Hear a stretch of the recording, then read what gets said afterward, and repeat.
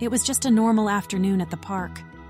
Honor's family was relaxing nearby, and he, as always, was close, sniffing around, soaking up the sun, and exploring within safe sightlines.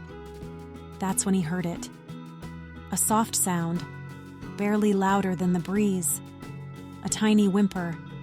He paused mid-step. There it was again, behind the bushes. Honor crept closer, gently, and peeked into the shadows. Huddled in the shade was a small boxer puppy, frightened, dirty, and alone. A dark green collar hugged his neck, but there was no one in sight. His eyes were wide, his body tense, and he pressed himself deeper into the leaves when he saw Honor.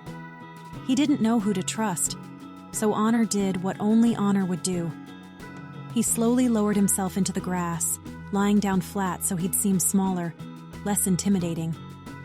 No barking, no rushing, just calm, quiet presence. His tail gave a single soft wag, a little sniff.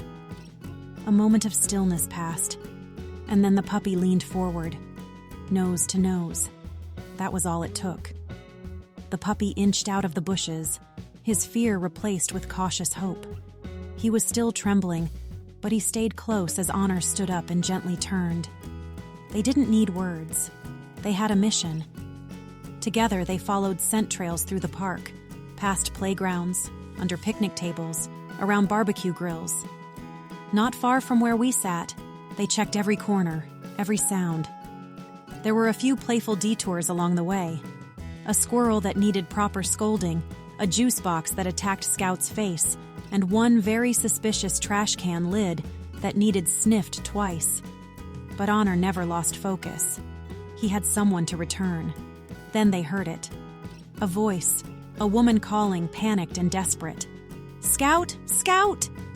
The puppy froze. His ears perked up. Honor nudged him softly like he understood. The little dog took off at full speed, tail spinning, paws flying. When he reached the family, the tears, hugs, and sloppy kisses flowed all at once. He wasn't just found. He was home. The woman looked up and saw Honor just a few feet away, calm, watchful, gentle. She wiped her eyes. "Thank you," she whispered. But Scout wasn't finished. He turned back, looked at Honor one last time, and called out with all the love in his tiny voice. "Thank you, Uncle Honor." Just then, Darrel and HooDoo strolled over to join him, like they'd been watching the whole time, letting Honor take the lead.